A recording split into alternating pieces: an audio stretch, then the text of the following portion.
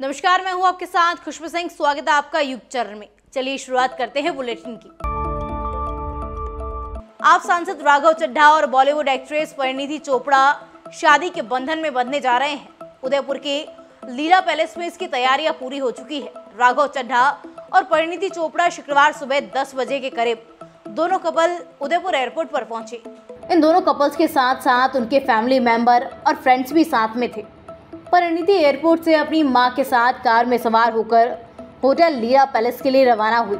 इस शाही शादी में मेहमानों की लिस्ट से लेकर पूरी तैयारियों को काफ़ी सीक्रेट रखा गया है और ख़ास तौर पर 100 प्राइवेट सिक्योरिटी गार्ड भी तैनात किए गए हैं। दरअसल होटल लीला पैलेस पिछौला झील के बीच बना हुआ है। ऐसे में झील के बीच में भी 4 से 5 बोट पर सिक्योरिटी गार्ड तैनात रहेंगे।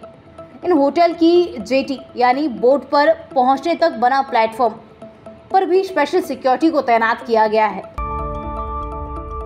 कनाडा में भारत के एक कैटेगरी गैंगस्टर सुखदूल सिंह गिल उर्फ सुक्खा दुनेकी के कत्ल की पुष्टि विनिपेग पुलिस ने कर दी है। पुलिस का कहना है कि उनकी जांच टीम के मृतक की पहचान सुखदूल सिंह गिल के तौर पर हुई है और उसके परिवार को इसकी सूचना भी दे दी गई है।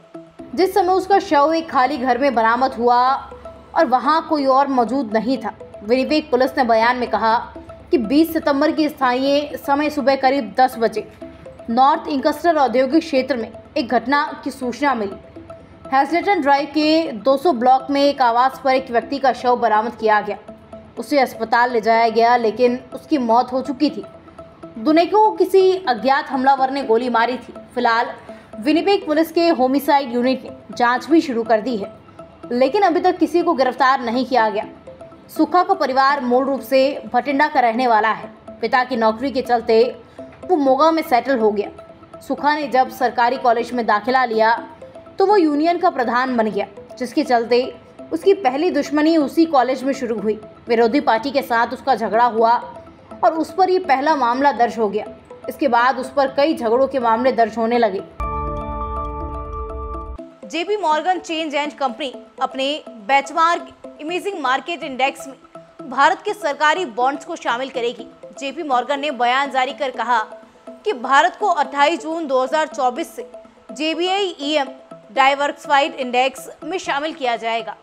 JBI-EM GD में भारत का वेंटेज 10% होगा। वर्तमान में $330 बिलियन यानी 27.36 लाख करोड़ के 23 इंडियन गवर्नमेंट बॉन्ड इंडेक्स में शामिल किए जाने के योग्य हैं। भारतीय बॉन्ड्स के JBI-EM डाइवर्सिफाइड इंडेक्स में शामिल होने से देश के डेट मार्केट में अरबों डॉलर का विदेशी निवेश बढ़ने की उम्मीद है। इंडेक्स रिसर्च की ग्लोबल हेड ग्लोरिया किम की टीम ने बयान जारी कर कहा कि भारत सरकार ने 2020 में फार प्रोग्राम की शुरुआत की और विदेशी पोर्टफोलियो निवेश में सहायता के लिए पर्याप्त मार्केट रिफॉर्म्स की, जिसके बाद जेपी मॉर्गन ने भारतीय बॉन्ड्स को अपने इंडेक्स में शामिल करने का फैसला किया है। बयान में बताया गया कि सर्वे में शामिल लगभग 3/4 बेंचमार्क निवेशक भारत को इंडेक्स में शामिल करने के पक्ष में थे। लैंड फॉर जॉब्स मामले में लालू परिवार की मुश्किलें बढ़ती दिख रही है। दिल्ली के राउज एवेन्यू कोर्ट ने लालू यादव, राबड़ी देवी, तेजस्वी यादव समेत 17 आरोपियों के खिलाफ समन जारी किया है। सभी को 4 अक्टूबर को कोर्ट में पेश होने के लिए कहा गया है। लैंड फॉर जॉब्स केस में तेजस्वी के खिलाफ चार्जशीट भी कोर्ट ने मंजूर कर ली है। उनके खिलाफ भी केस चलेगा। सीबीआई ने पहली बार बिहार के डिप्टी सीएम तेजस्वी यादव को आरोपी बनाया है।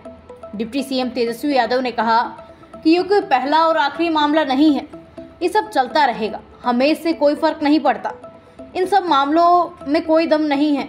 इससे पहले गुरुवार को सीबीआई ने कोर्ट में बताया कि 3 रेल अधिकारियों के खिलाफ केस चलाने की इजाज़त गृह मंत्रालय से मिल गई है। रेल अधिकारी मनदीप कपूर, मनोज पांडे, डॉक्टर PL बंकर के खिलाफ केस चलाने की परमिशन मिली है। वहीं 12 सितंबर को ही लालू प्रसाद यादव पर केस चलाने की इजाज़त गृह मंत्रालय ने दे दी थी। लोकसभा में गुरुवार 21 सितंबर को चंद्रयान पर चर्चा के दौरान दिल्ली से बीजेपी के सांसद रमेश बिधूड़ी ने अमरोहा से BSP सांसद कुंवर दानिश अली को गालियां दी और अभद्र व्यवहार किया। जब रमेश बिधूड़ी ये सब बोल रहे थे तब अध्यक्ष की आंसदी पर कोरी गुनील सुरेश बैठे थे। उन्होंने विधूड़ी से बैठने को कहा, लेकिन वो चुप नहीं हुए। अब विधूड़ी के इस दुर्व्यवहार का वीडियो सोशल मीडिया पर वायरल हो गया है। लोकसभा स्पीकर ओम बिरला ने भी विधूड़ी को चेतावनी दी कि ऐसा दोबारा होने पर कड़ी कार्यवाही होगी। हालांकि सदन की कार्यवाही से विधूड़ी के अपशब्दों को हटा दिया गया है। विधूड़ी की आपत्तिजनक टिप्पणी के तुरंत बाद रक्षा मंत्री राजनाथ सिंह ने सदन में खेद जताया। कांग्रेस अब विधूड़ी के सदन से निलंबन की मांग कर रही है।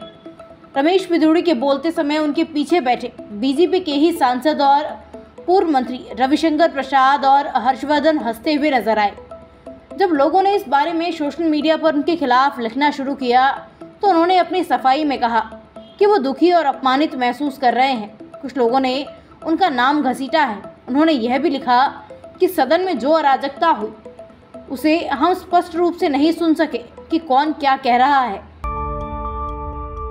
ऐसी तमाम खबरें देखने के लिए सब्सक्राइब कीजिए हमारे चैनल को और यूं ही बने रहिए युग चैनल पर।